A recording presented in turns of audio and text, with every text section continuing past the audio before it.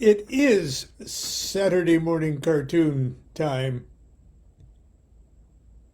and this is my official Svengoolie t-shirt because I don't know about in your part of the country, but Saturday night is Svengoolie classic uh, horror movies and spooky movie thing on television, and it always reminds me of my youth.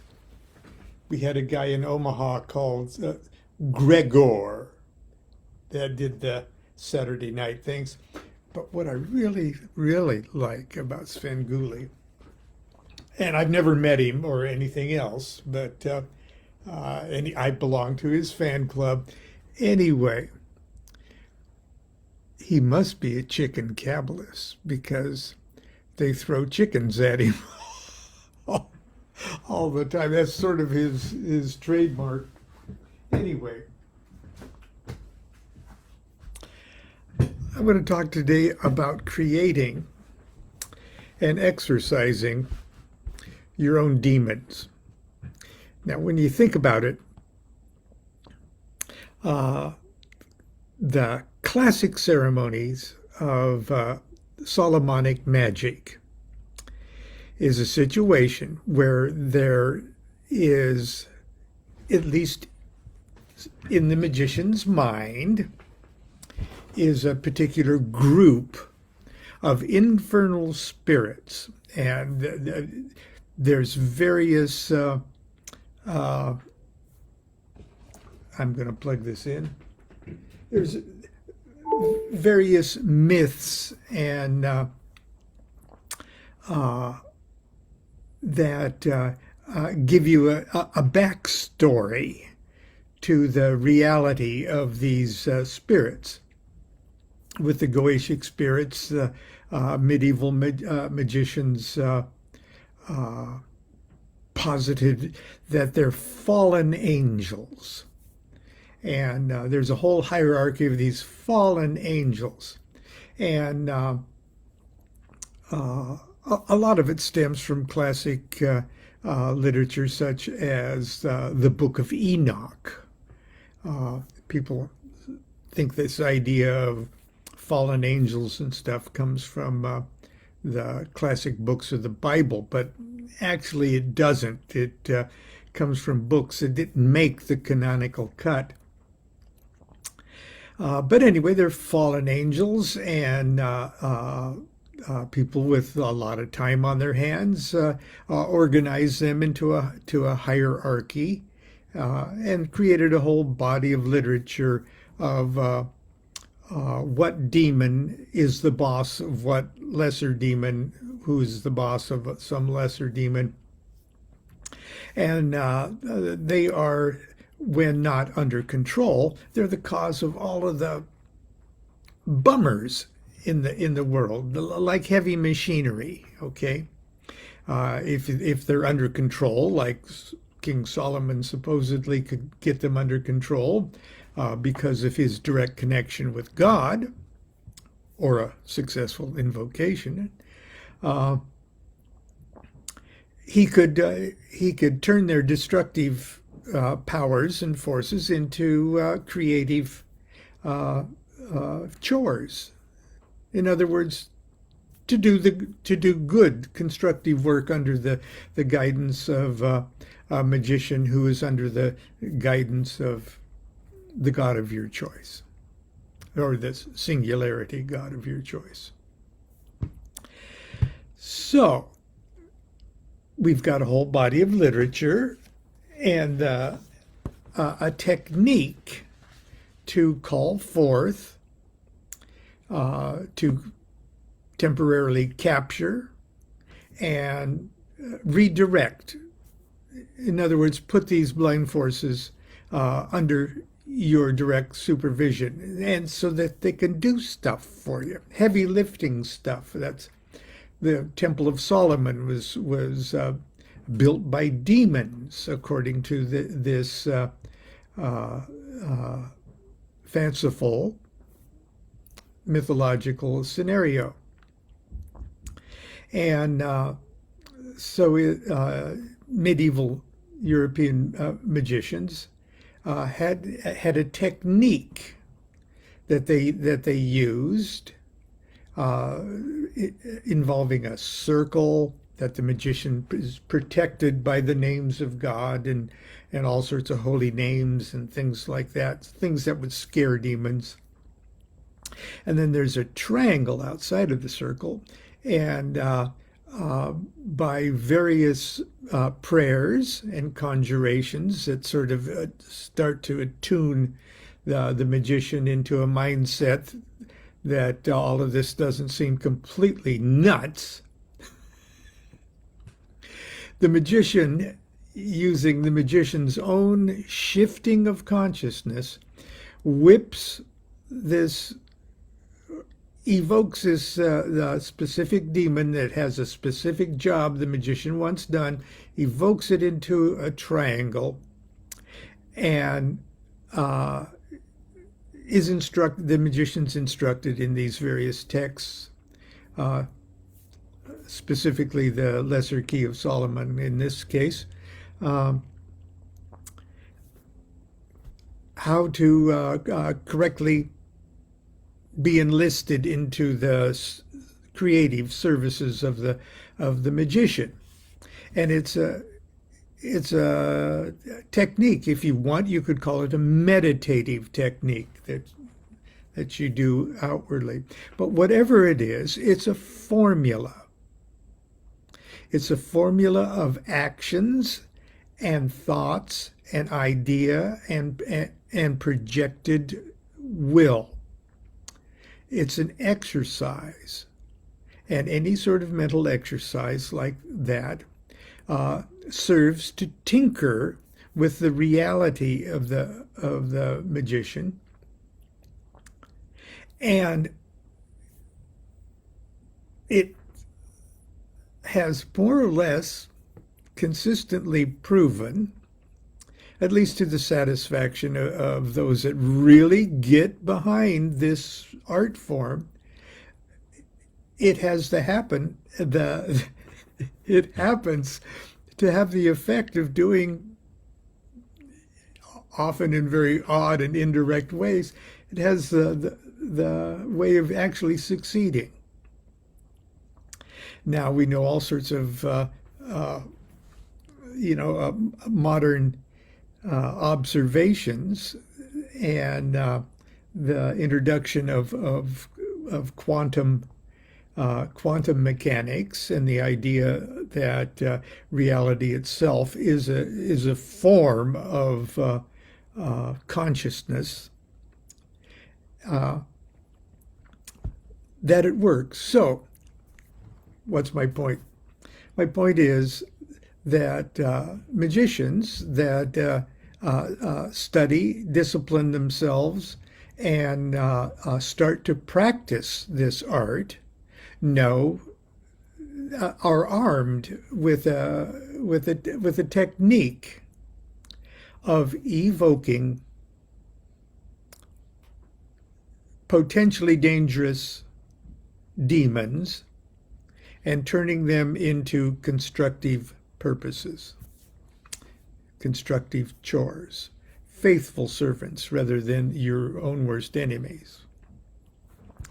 Now, in order to practice that kind of magic, most magicians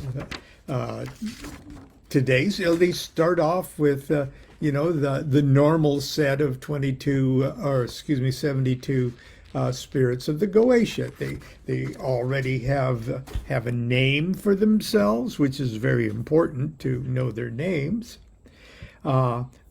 It's right there in the book. There's their name, and here's the chores that they do.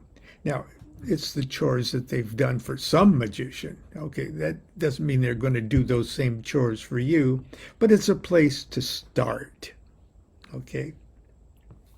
My example of my first evocation of the spirit Ouroboros is it's everywhere. It's in my life with the spirits, and you can find. I'm not going to go into that right now. But it works. Okay, it works right out of the book with a standard set of spirits and angels.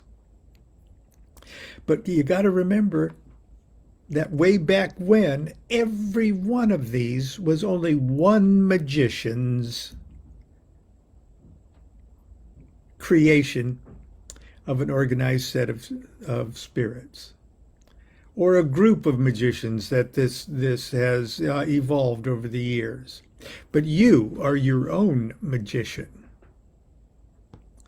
And one of the first revelations that dabbling in magic should tell you is that all of this magic is yours. Okay, it's not a recipe. It's not a recipe book.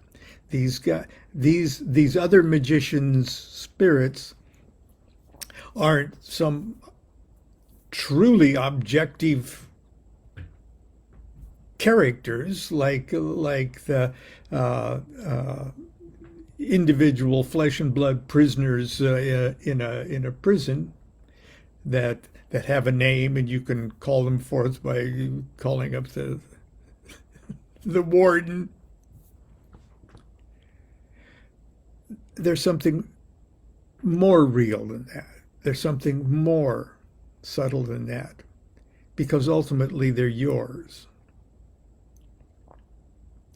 Now, in the book Low Magic, my book Low Magic, I talk about the exorcism of a Catholic girls' school that I was involved in. I wasn't involved in the girls' school. I was involved in the exorcism. And I taught myself something, what I consider a very important lesson, because I don't know how I got myself into the position. It's a long story of how Lon DuQuette as a Gnostic bishop was drawn into exorcising a Roman Catholic institution, literally brought in by the nun that ran the school, literally paid for it by the diocese of the area that I was in. But I agreed to do it without knowing how I was going to do it. The school literally seemed to be possessed with a vague spirit of incredibly bad luck, monstrous luck, deadly luck, freaky luck, involving many individuals, the students themselves, the faculty, the individuals of the faculty, misfortunes of various kinds, from incinerating to death on the freeway driving to work, to breast cancer, to severing of limbs, to dropping dead, foaming at the mouth in front of the class. Did I think I was going to find that demon in this list? No. I didn't think that I was going to find that demon in that list. And I had a sort of vision as I was taking a shower, getting ready to travel to do this. I stepped into the shower And yeah, I don't know about you, but my mind goes wild places in the shower. Uh, see, like Minerva leaping from the cloven skull of Zeus, my plan for the exorcism was fully formed before I stepped out of the shower. It crystallized in my brain between the timeless moment between the shampoo and rinse. And it was triggered by a simple vision, a childhood memory of old Mr. Jacobs, the janitor of my old elementary school, sweeping the floor of the gymnasium. His technique was simple, methodical, and tidy. He'd first sweep all the dirt and debris from every corner of the gym floor and concentrate the mess into one neat pile in the center of the floor. Then, with a final flourish of the broom, he dispatched the nasty pile into his dustbin. I would do the same. I would sweep the totality of the phenomena, the entire conglomerate of forces and energies that were tormenting the school and its inhabitants, into one pile. And then I would treat that pile as a single spiritual entity. I would focus and create one master devil that embodied all the lesser demons that severally worked their specific acts of mischief and terror. One spirit I would evoke into the Solomonic triangle of art. Once I had trapped that nasty critter, I would have a proper talk with it, banish it, curse it if necessary, annihilating it using the tried and true techniques of the art of Solomonic magic, something that I was already trained to do, as if all my other previous evocations of Solomonic magic were just preparing me, giving me a tool to do something else. In this case, this. So what I'm saying is,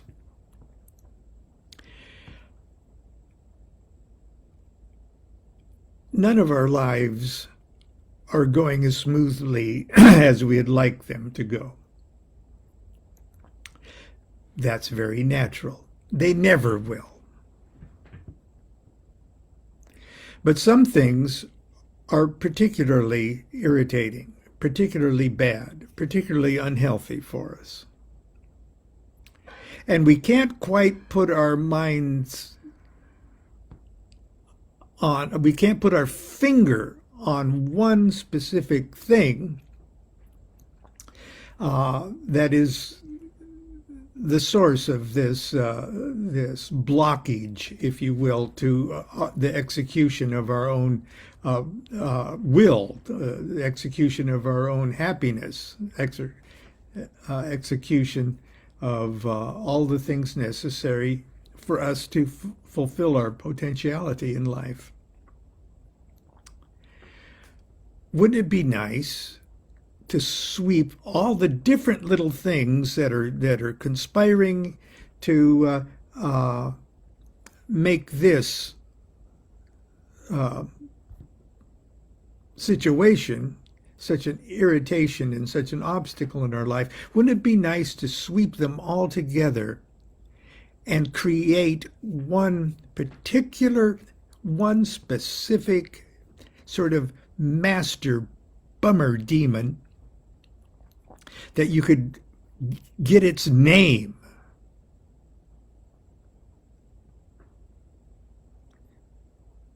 and then with its name build what is necessary for you to actually use magical techniques to trap it into a triangle, to have a talk with it.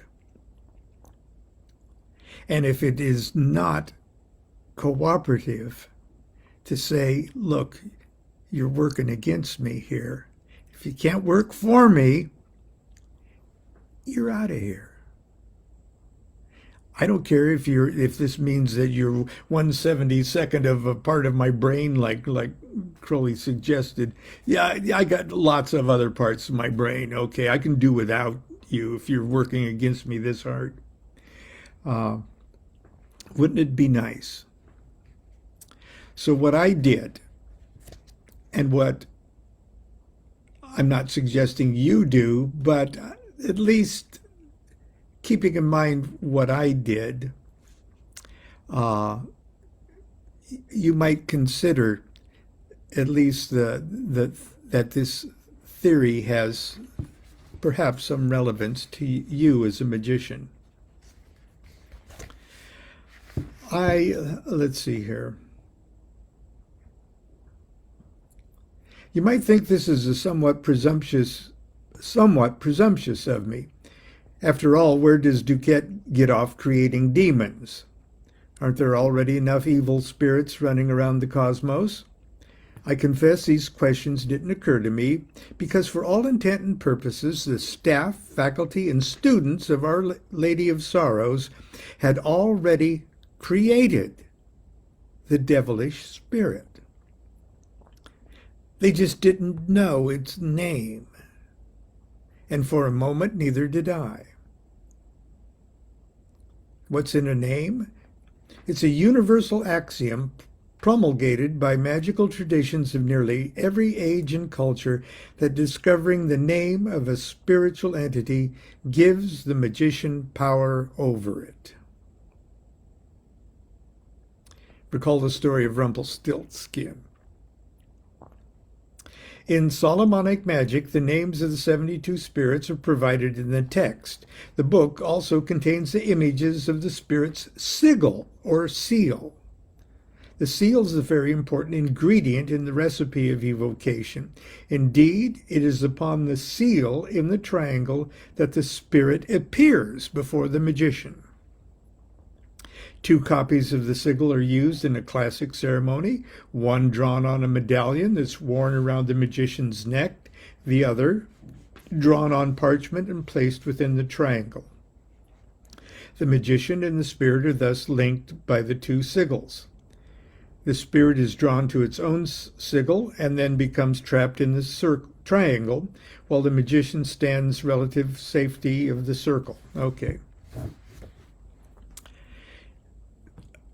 In order to find out the name of this particular master devil, to prepare it to be exorcised, I use Scrabble tiles and a pendulum. Put the Scrabble tiles upside down on a tabletop, use my pendulum. Is this a name? Is this a letter in the name of the spirit that's tormenting this school? And I'm relatively confident in my pendulum going clockwise for yes and counterclockwise for no. It took a while, okay, but I finally got it down to three letters, and with those 3 letters, I figured out the spirit's name, at least to my satisfaction. Then using the rose cross, the rose in the center of the rose cross, see the Hebrew letters in the middle of the rose cross? There they are, roughly translated into English letters. And there, you see the line there that goes from the SH to the L to the G.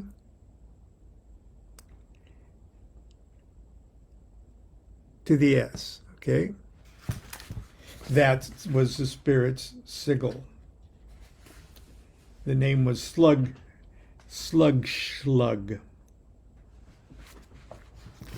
And it looked like that. Put it in the triangle like that. And I put it around my neck and with the pentagram of Solomon on the other side. Anyway, there's stock technique into doing it. And I could just plug it in a modular way.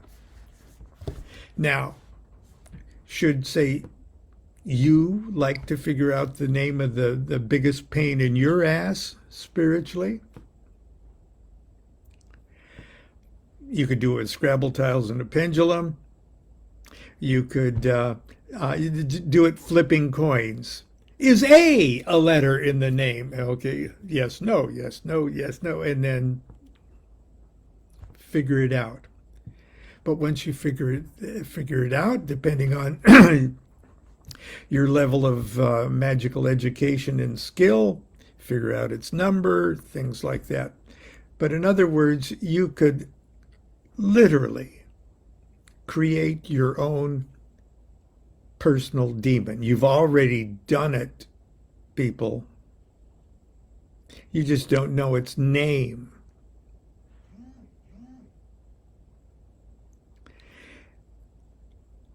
Anyway, that's what I wanted to talk to you about today. The whole story is in the book Low Magic, and